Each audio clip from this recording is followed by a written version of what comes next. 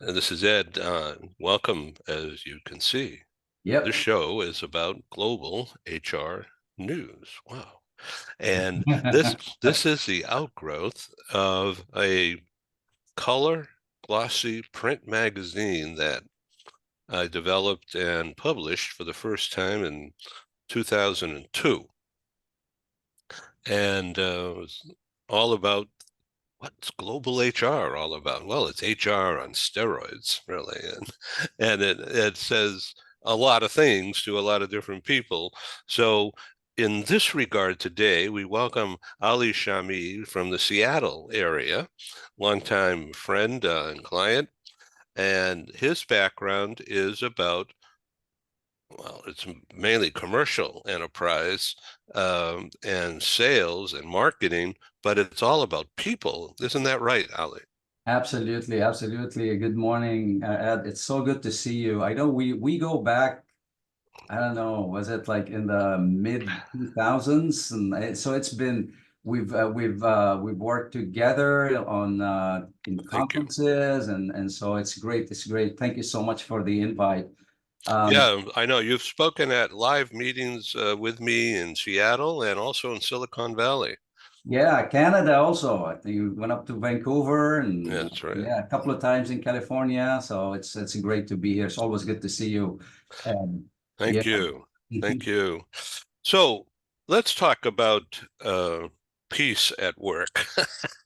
With peace in the workplace, especially in teams, when you have so many diverse people who are maybe not in the same location. I mean, it makes sense post-pandemic. Uh, I'm here in southernmost Southern California on the Mexican border in San Diego, and you're 1,000 miles north from here in the green Seattle area. Uh-huh. Yeah, and today is awesome. Today is beautiful. It's sunny and nice. And you're absolutely right about when you mentioned about peace in the workplace. I mean, I related organizations are like very similar to individuals.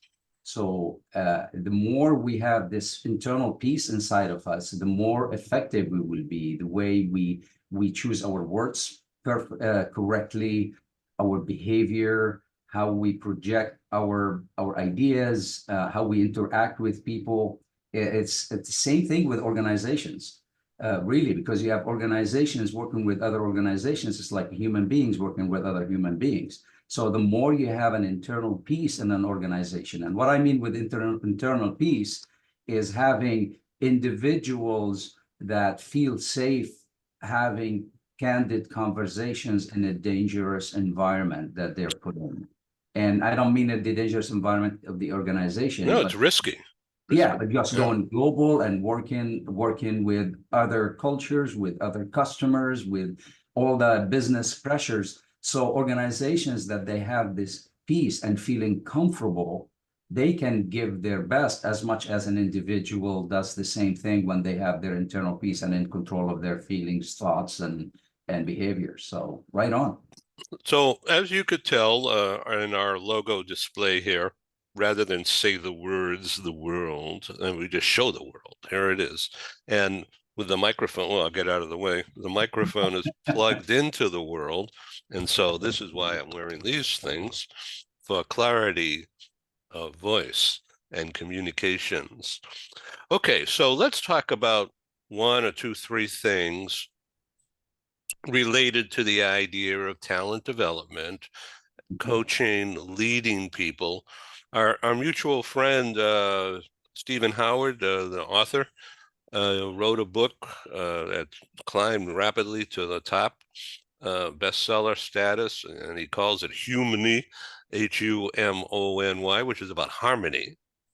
And his favorite slogan, and I want to ask you about that. His favorite slogan is, people, and he was looking at me, he says, people don't wake up and strive and be happy about being managed, but they want to be developed. They want to learn, and then they want to get rewarded for learning and then the application of that new learning. That's a no-brainer, right? Yes, absolutely. Thank you for mentioning that. And Stephen is a dear friend of mine that we've been working for a while. I read this book, and it's just so many great nuggets and just points that are made that it really could be an inflection point for a lot of people when thinking how we work with people, how we do business. And absolutely, I mean, just working as a human. I love that that term that is used. And yeah, people do not want to be managed. And it's just like freedom is just to have that freedom, just freedom of thought, be able to do things. So if the managing is in the form of caring, guiding, hey, I'm here to help you, people accept that. But they don't want to be told, do this, do that. Give me clarity. Tell me what the final what a success looked like, and get out of the way. And the majority of people do that. And even in cultures that they're considered to be like to be managed, it's not the same word that we use. Managing is just being there, caring, as being the supervisor, the leader. I'm here for you. Let me know how things are going. How are things? How do you need any help? So definitely people do not wake up in the morning and say, hey, I want to see how I want to increase to be managed every day. That doesn't work. But they want to develop and they want to learn new things. And so the post-pandemic workplace, remote or office, doesn't matter, should be, and what we're striving towards with leaders such as Stephen Howard and Paul Falcone and yourself and others, is a place whereby the boss, we'll just call it the boss, isn't expected to know how to do this, but they make it happen. They okay it, they green light it, or they find a way to communicate together, ensemble with the talent, to learn more about each other and about what their their needs are towards increasing, well, reskilling, upskilling. That's the new phrase. Yeah, yeah, absolutely. And you remind me for another quote that I heard Stephen talking about: leader manage things and lead people. And the as long as the management is managing things and leading people is empowering them, remove barriers, help them remove barriers from in front of them.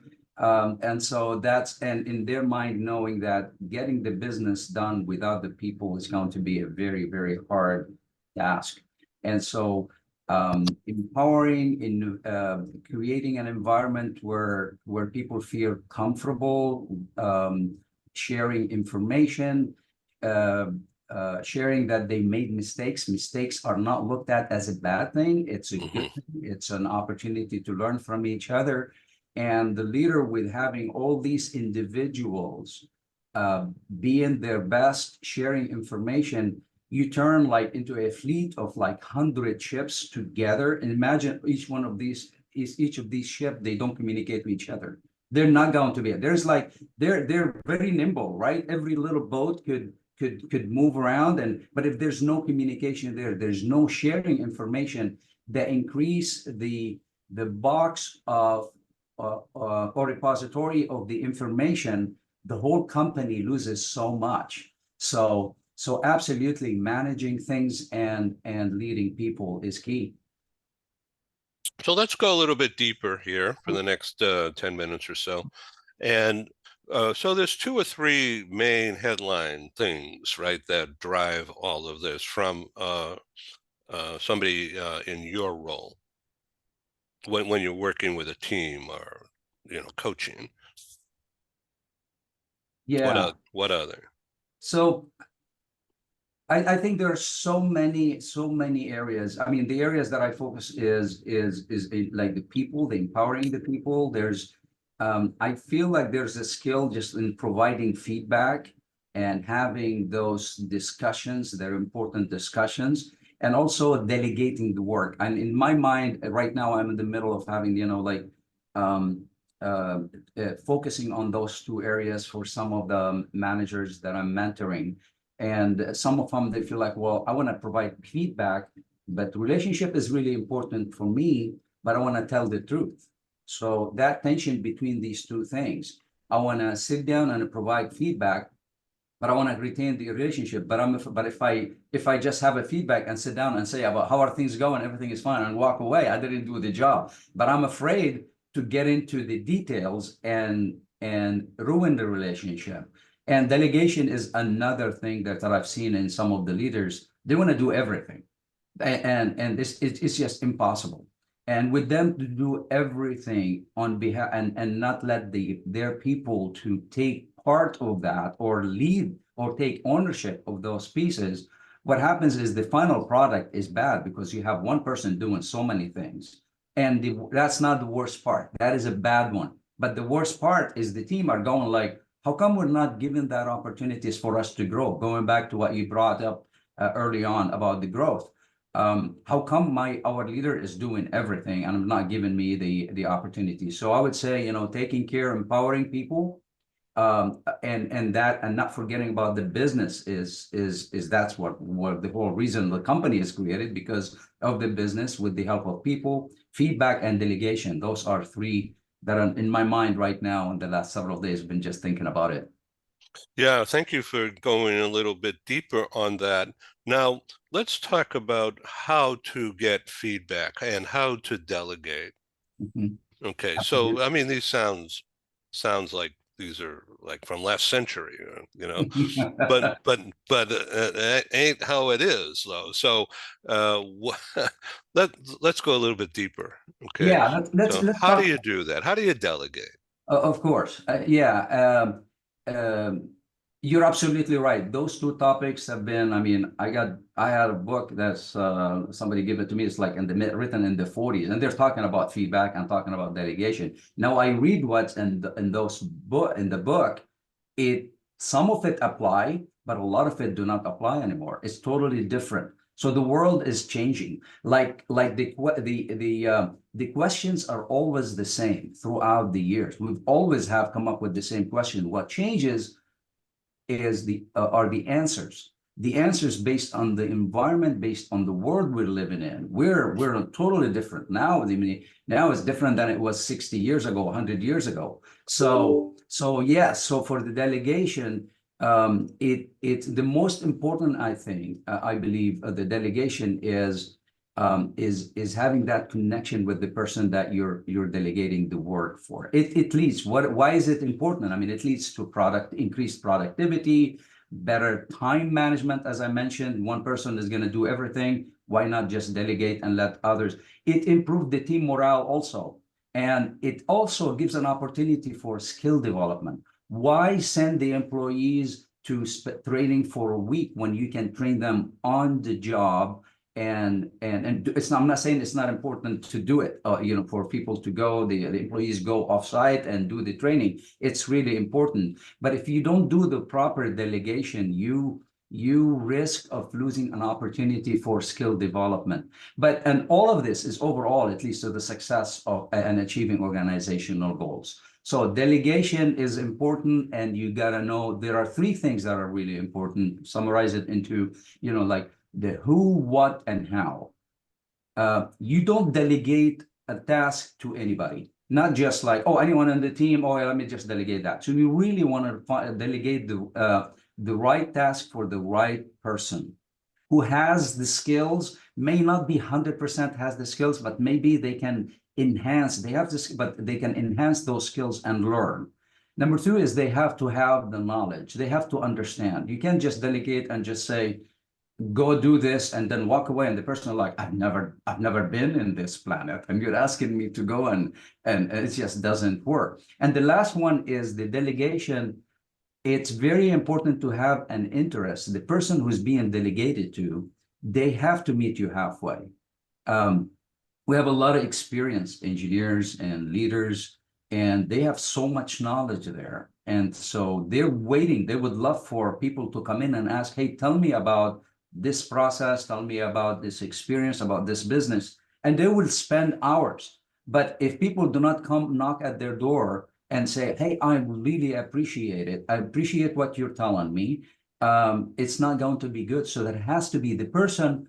It's the who, the right person, have the right knowledge to improve their skills, and they have to have that passion to say, yes, give me that opportunity. I want to do it. Because when people are excited about doing something and they, yeah, what you delegate to them, they're gonna do their best. They're gonna give 100%. And that's really key. So who is really important? Who do you delegate to? What's being delegated, and it's really important. That has to be clear communication. I can't just go give me a rock from the mountain and good job. Let me know if you need anything. What type of rock? How big is it? How small? What color? You have to have this clear communication. I don't mean it in giving directions. Give enough direction and let them go through the details. Don't give it everything. Give them the recipe and say, here are the ingredients, here's the recipe, do it. No, leave some room for creativity and innovation, but it has to be a clear communication. This is the work that I'm asking you to do. This is the specific deliverable. You have to be specifically say what the success will look like. And also by what time. You can't just go do it. So by what time? Because that's really important. The person think, oh, I have 1 week, while the person is delegating the work. Well, I need it tomorrow. I need it by the close of business tomorrow. Some of the things also by what or how is the scope. You want to give them some guidance and boundaries, because to me is, if somebody tells me just make could you cook some Lebanese food? I will go and I'll just go. Do you want just hummus? Only a quick thing that I could, or do you want some major food? So it makes a big difference. Well, wait a minute. What I just want a hummus dip. What are you talking about? So it has the scope of how big, and at the same time, give them the responsibility, accountability, and the authority. So speaking That's about hummus, uh-huh. yesterday, Joanne and I flew back from New York to here in San Diego, and we were in the Delta Lounge, and so they were serving drinks and food, of course, which Yeah. is a really good thing. And so they served this delicious hummus. Uh-huh. Oh, cool. Yeah. So, and then I had to wash it down too. So It's good. If you haven't, you try baba ganoush. Baba ganoush is also, once you try baba ganoush, you'll think like hummus is good, but the other one is really good. So no, if you ever visit, when you come up here to Seattle, I'll make you some. How about that, Ed? I think I'm going to speed up that program. Wait a minute. Awesome. Awesome. Awesome. What are you So, doing? And let's see. I'll, I'll, I'll so yeah, find. so finally, just for the what is given the responsibility, authority, and accountability. They should, they have to have accountable, responsible, and they have the authority to make decisions, and also provide them the resources. You can't, you have to give them all the resources that are needed for their success. Now, the last one is how is you have to do like a follow-up and provide feedback. And this is an individual. It depends on the individual. Some of them, they want to be supported, but not too much. So really gauging that individual, you go back to who the person is. It's treat people the way they like to be treated, because the way they like to be treated is the way they can be their best. So doing follow-up, assist as needed, stay connected as you go through the delegation in a way that does not make them feel like they're being micromanaged, but at the same time, you're being there. It's important. You're there for them if they need help. So that's what comes to my mind when it comes to delegation. Those three. And we talked about feedback also. So Yeah. So getting feedback is difficult because some people are afraid. yeah, you know what? Exactly. And I don't know which really more difficult. Is it giving feedback or receiving feedback? Both are tough. And that also it depends on the context and the recipient. Um, like similarly to the delegation, the person has to have that interest in being delegated to. The same thing with the feedback. If I'm not really interested or you did not make it clear for me that the feedback is to make things better for me and it's beneficial for me, I may not be interested. Like, okay, just I've heard that before. I don't want to hear it. So it really takes it takes a skill from both the person who's providing the feedback, at the same time the person who's receiving the feedback. Um, so so the first thing that comes to my mind when I provide feedback, I always think about the timing. When do I provide that feedback? The worst thing is, I read the research several years ago about, they say most of the heart attacks are related to, they all trace to Monday morning between 8 and 11 in the morning. People are stressed and they're like, Monday. So if I want to provide constructive feedback, unless it's a great feedback, Monday morning is perfect. It'll start their week. But if it's constructive feedback about something, I would want to avoid the Monday morning, maybe on a Thursday afternoon, maybe Friday, picking the time of the day and the location and who's around you. All of those things are really important in And is it in person or is it texting? Great point. 7% of our communication is in words, and the rest of it is nonverbal, body language. I feedback, texting. It depends on the relationship also, and I've seen some texting feedback or email, very good. But when I look at it, I feel that the relationship between the person who's providing the feedback and the person who's receiving is in such a great shape that it's okay to do texting. Hey, I saw you talking with the customer. Just watch out for that. I think we need to do this. That's fine, as long as there's this relationship and it's coming from Ed to me. Ed cares about me. We have such a great business relationship, and I know he wouldn't provide feedback if it's not good for me. So I'll accept it, and that's where the responsibility of the person who's receiving the feedback. So it depends. It's not recommended to do, of course, feedback. It always has to be depending on the one-on-one, the closed doors, and provide the feedback. And there are things that needs to be done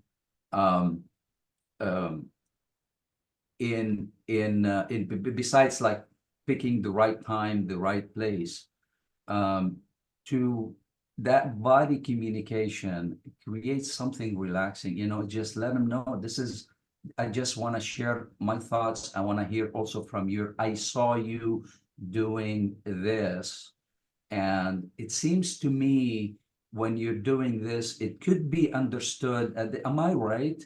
Oh, so bring them to the feedback, and you together trying to figure out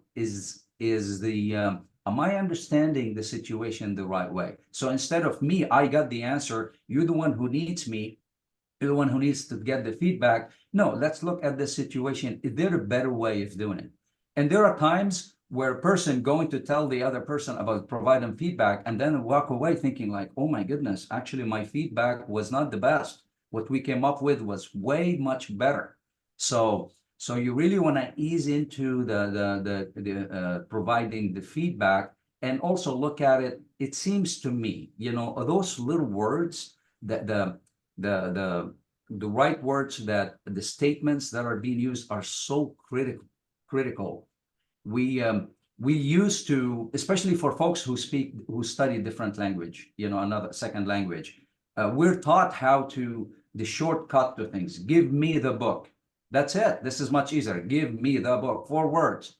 Why would I use, oh, this is a great book, I like it, I can't reach it. Do you mind if you just, you know how many words I have used right now in the English language? That's not a good idea. And when we get programmed, and especially if we're programmed in a culture where just get things done, time is money. Does that ring a bell? Is that an American value? Yeah. Time is money. Get to the point, land the airplane, quit circling around the airport. And then so we can come across as being direct. So with the feedback, it really needs to be, relaxed, because how you're delivering the message it could generate, it could either lower the vibration from the other person, or bring them up to a good feeling. They feel good about it. And isn't feedback is at the end, the message is delivered and the relationship continues to be good and even better? Absolutely.